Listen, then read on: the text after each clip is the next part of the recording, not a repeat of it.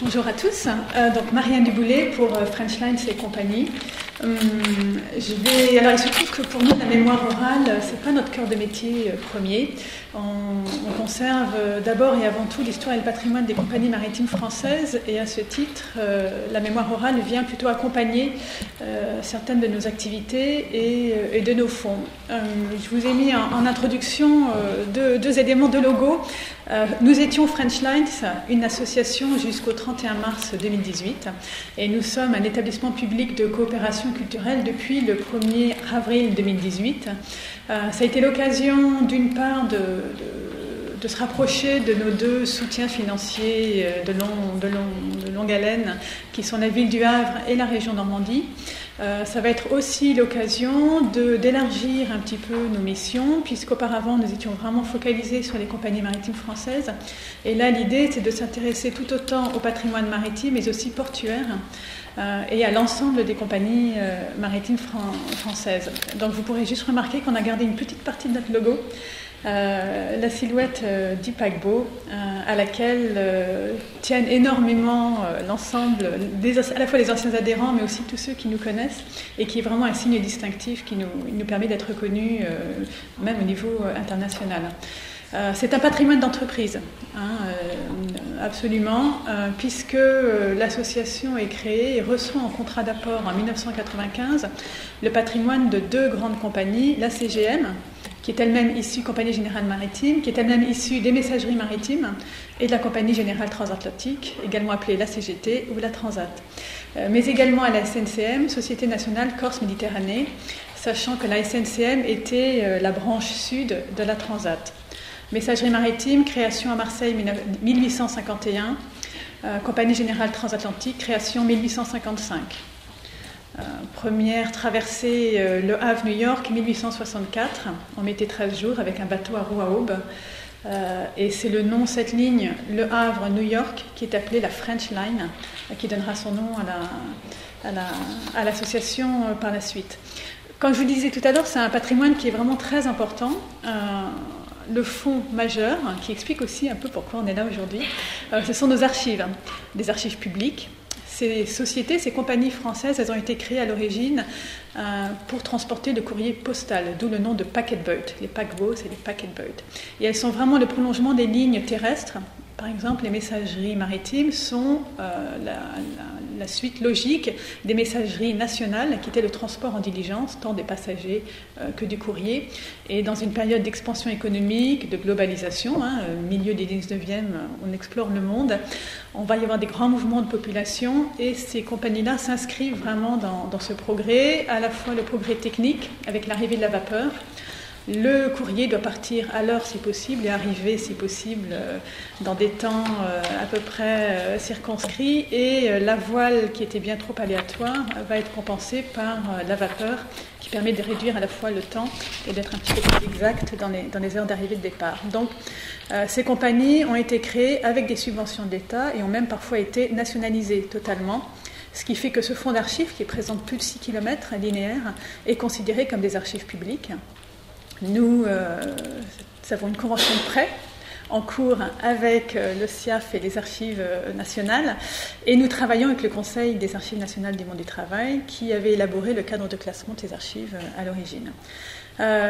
En termes audiovisuels, nous avons un certain nombre de films, dont tous ceux sur support nitrate sont au CNC, et tout le reste est conservé, ce qui s'appelait auparavant Pôle Image de Haute-Normandie, et qui est maintenant Normandie Images. Donc il y a autant des films privés, d'amateurs, mais également des films qui avaient été créés par les compagnies. Objets, œuvres d'art, 32 000 à peu près, photographies, phototypes, 80 000, une très importante bibliothèque avec des ouvrages et des revues spécialisées, et donc cette part de mémoire orale qui est en fait 3 fonds. On pourrait différencier 3 fonds. Il y a celui dont on a hérité au moment du contrat d'apport, et qui était les archives sonores des compagnies, des congrès, des archives radio. Il y a un fonds mémoire du port, ce sont des prises de son qui ont été effectuées depuis 2013, et enfin un fonds mémoire orale qui consiste en entretien sur les métiers des anciens des compagnies maritimes françaises et du port, mais aussi sur d'autres thématiques. Pour terminer un petit peu la page sur le contexte, c'est important de dire aussi qu'il y a 9 personnes qui sont succédées en 15 ans autour des archives audiovisuelles, mémoire orale. Il y avait tant des documentalistes que des archivistes que des ethnologues, et qu'il n'y a plus personne depuis 2 ans. La raison aussi pour laquelle l'association est devenue un EPCC, c'est que ce mode de fonctionnement, conservation de patrimoine, c'est onéreux, ça demande des compétences spécifiques, et donc ce poste-là ne peut plus être rémunéré, financé depuis 2 ans, si bien que la réflexion se tourne aujourd'hui vers l'externalisation. Et par exemple, l'an passé, nous avions une subvention qui était encore en cours, et nous avons externalisé une mission sur la conteneurisation du port de Marseille. Et c'est l'OPCI, l'Office du patrimoine immatériel, qui a fait cette mission-là, qui a fait cette succession d'entretiens. En même temps, notre exploitation du fonds, elle est assez représentative des thématiques qui ont pu être exposées ici, les difficultés techniques, prise de son.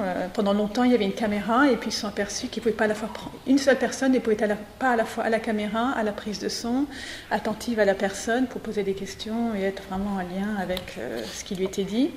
Et il y a aussi vraiment des liens permanents entre ce patrimoine récolté, un peu immatériel, et le patrimoine matériel qui est conservé, comme on va pouvoir le voir par la suite. Voilà une petite image de nos 6 km linéaires. Ce qui est blanc a été traité, ça fait à peu près un peu moins de la moitié. Ce qui est brun reste à être traité, donc il y a encore du travail pour pas mal d'années. Autour de la mémoire orale, tout a commencé assez rapidement. 95, création de l'association. Dès 99, il y a un film d'Olivier Guiton sur la fin de France qui va être diffusé, un documentaire. Et il va y avoir une émission de radio qui va enregistrer tous les débats qui vont avoir lieu à la fin de ce film. Le sujet du paquebot France est un sujet qui est toujours très vif. Aujourd'hui encore, au Havre, beaucoup. Mais même en France, c'est un sujet qui évoque encore beaucoup de choses pour beaucoup de monde. Et dès 1999-2000, le conseil scientifique de l'association décide de mettre en route un poste de salarié qui sera affecté à la collecte de mémoire. L'objectif étant, disent-ils, recueillir le témoignage oral d'individus ayant pratiqué des métiers aujourd'hui disparus, témoignage du personnel navigant à bord des paquebots ou des cargos. Frenchline, c'est pas que des paquebots, c'est aussi beaucoup des cargos. Le fret, depuis la fin de France, a occupé une très grande partie. Ce personnel navigant, c'est autant des officiers de pont, la machine, des agents, mais aussi le personnel sédentaire de l'administration et des agences, et aussi les métiers portuaires et auxiliaires de transport maritime. On va avoir un soutien de la DRAC Haute-Normandie dès l'an 2000 et jusqu'en 2014, et aussi de la région PACA. Frenchline avait une délégation à Marseille en raison des bureaux de la SNCM à Marseille. Donc nous avions un archiviste et une chargée des expositions, et pendant très longtemps on a bénéficié de subventions des Bouches-du-Rhône. Et vraiment on peut considérer qu'entre 2000 et 2013 il va y avoir un grand travail de collectage qui va être fait. Il y a une prise de conscience aussi en 2005 du fait que tous ces anciens qui ont envie de témoigner, ils ont aimé leur métier, ils ont aimé les compagnies pour lesquelles ils ont travaillé, ils ont aimé les navires à bord desquels ils ont pu travailler, et ils ont envie de témoigner. Ils se rendent bien compte que c'est des choses qui disparaissent, et ils ont envie de témoigner et de raconter cette histoire-là, et en même temps ces personnes vieillissent. France c'est 74, mais Normandie c'est 1939, Île-de-France c'est 1949, donc il est vraiment 59. Il est temps de recueillir tous ces témoignages, et on va vraiment élaborer une méthode de travail autour de ces collectes. Il va y avoir des thématiques aussi qui vont être élaborées, notamment autour des entretiens de carrière. On est patrimoine d'entreprise, donc on va travailler beaucoup sur des entretiens des carrières, et ça va comprendre des informations aussi générales que la formation, les différents postes occupés, les navires fréquentés, l'ambiance générale du travail, les évolutions de l'entreprise et les événements marquants de la carrière, avec quelques anecdotes ou même des questions de la vocation. Il va y avoir rédaction de grilles aussi d'entretien. Je vous montrerai celle qui a été faite pour une collecte qui a été faite autour de « Racontez-moi votre France », votre histoire du paquebot France. Et en termes d'outils, l'idée c'était d'avoir un grand travail préparatoire pour savoir de quel métier on allait parler, quel navire, quelle compagnie. Un travail d'enregistrement, donc je vous ai dit tout à l'heure avec caméra, mais rapidement ça a été surtout micro, avec les difficultés qu'on peut trouver aussi. Il y a eu un moment, il y a eu une exposition France au musée Malraux en 2012, et l'idée avait été de faire un appel à témoins en marge de l'exposition, et ces entretiens ont été faits dans la bibliothèque du musée, qui est un endroit extrêmement sonore, et donc le son n'est vraiment pas formidable. Et ensuite également un travail de documentation et de traitement documentaire, de classement et d'indexation avec des fiches chronothématiques pour vraiment conserver tout cela. Au niveau de la valorisation, souvent c'est des collègues qui accompagnent une exposition, donc celle que je vais vous montrer. Alors ça, c'est des petits extraits des collections, des objets. Un fonds religieux par exemple, beaucoup de maquettes, 300 maquettes on a chez nous. Et voilà, il y a eu notamment une exposition en 2003 sur les métiers de la marine marchande, c'était Maman, je suis marin. Et donc je vous ai montré un petit peu comment on travaillait avec le rapport qui a pu être fait à la fin de cette collecte. Donc vous avez vraiment tous les éléments d'identification, donc nos collectes sont numérotées de 12 à 14 pour le moment, avec les dates extrêmes de cette collecte et combien de supports, combien de fichiers, combien de témoins, avec des présentations aussi du collecteur. Alors de manière générale, on passe contrat avec les témoins, avec une cession de droit. Et il est arrivé très rarement qu'il y ait une limite à la cession totale de ces droits. Certains d'entre eux ont souhaité que les archives et que leurs témoignages ne soient pas disponibles ou accessibles avant un certain temps, parce qu'ils considèrent qu'ils avaient des éléments sensibles dans leurs témoignages, soit sur la vie des compagnies, soit sur des événements qui avaient pu se dérouler, soit sur des périodes sensibles. Les compagnies maritimes sont très sollicitées en temps de guerre. Les navires deviennent transport de troupes ou navires hôpital. Pendant la Seconde Guerre mondiale, ils ont pu être réquisitionnés par les Anglais aussi à certains moments, ou par les Allemands aussi, selon l'endroit où ils se situaient dans le monde. Donc voilà, des éléments parfois assez sensibles. Mais voilà, c'est assez rare finalement les personnes qui ont souhaité mettre des limites. Quand il y a des zones de sources complémentaires, on peut les indiquer. Donc par exemple pour les métiers, c'était tant l'inscription maritime que les ANMT ou les associations French Lines. Les métiers de marin, c'est une terminologie, un glossaire très particulier pour ceux qui ne connaissent pas. Je ne sais pas si vous avez déjà entendu parler d'un subrécargue, par exemple. La personne choisie par un armateur ou un affréteur est embarquée sur un navire pour assurer la gestion de la cargaison, sa vente et le réapprovisionnement du navire pour le retour. C'est un poste essentiel. Également, des choses un petit peu anecdotiques, un rondier, le gardien qui est chargé de faire des rondes de surveillance. C'est intéressant de savoir d'ailleurs qu'on peut avoir des témoignages de rondiers oraux, sachant que le rapport de navigation, le rapport de voyage, qui est conservé dans nos archives, va noter aussi un certain nombre de choses, et notamment à bord de la vie des paquebots, ça fait toujours partie des petites anecdotes. La personne qu'il faut ramener du gris à 3h du matin dans un état d'ébriété avancé jusqu'à sa cabine, et c'est le rondier qui est souvent chargé de faire ces choses-là. Le personnel qui était à bord dans les métiers de la marine, on peut les distinguer. Il y a tant le personnel navigant que sédentaire ou les activités associées. Et ça va être des personnes aussi variées qu'au niveau de la direction, vous allez avoir le commandant et les seconds capitaines. Vous allez avoir des novices, des matelots. En machine, vous avez des mécaniciens. Et en service civil, vous avez autant un maître d'hôtel qu'un restaurant, des personnes qui vont s'occuper des divertissements, donc des cinéastes, des musiciens ou des acteurs, mais également le médecin, l'écrivain et le prêtre. On avait une exposition l'an dernier au Havre pour les 500 ans qui s'appelait Ville flottante. Il faut imaginer que ces paquebots sont vraiment des petits morceaux de ville qui flottent sur les océans. Et on essaye, dans la mesure du possible, de faire oublier aux passagers qu'ils sont en mer. Donc on va les occuper, on va les nourrir, on va les entourer d'un décor qui va leur faire oublier qu'ils sont en mer, ce qui est un petit peu le comble du fait qu'on doit traverser les océans. Vous avez également le personnel sédentaire pour l'exploitation commerciale, les directeurs d'agence. Les rapports d'agence que nous conservons également dans nos archives sont une source d'information extraordinaire, puisque on a un chercheur, par exemple, qui travaillait à Hong Kong pendant longtemps, qui va nous raconter les rapports d'agence de Hong Kong entre 1900 et 1950. Et ce n'est pas tant les informations sur la compagnie que les informations sur la vie en Asie, à Hong Kong, avec les Anglais, avec les Chinois, avec les Malais, pendant toute cette période-là, qui est racontée, histoire économique, sociale ou politique. Et enfin, les activités associées. Donc voilà par exemple comment ça va apparaître dans ce corps de répertoire. Pour le personnel navigant, la référence 12 AV20, la personne, M. Gérard Santamaria, son titre, second capitaine, et un petit résumé de ce qui est raconté dans son témoignage qui dure 2 heures, 26 minutes et 45 secondes. Et on a même l'année de l'entretien. Donc vous allez avoir ça tant pour le personnel navigant, donc je vous ai accompagné de quelques photos de nos archives, les mécaniciens. Monsieur Jean Poulain, que vous voyez là, vient encore aujourd'hui, c'est un bénévole, il vient travailler sur les fiches navires pour nous aider au niveau des archives.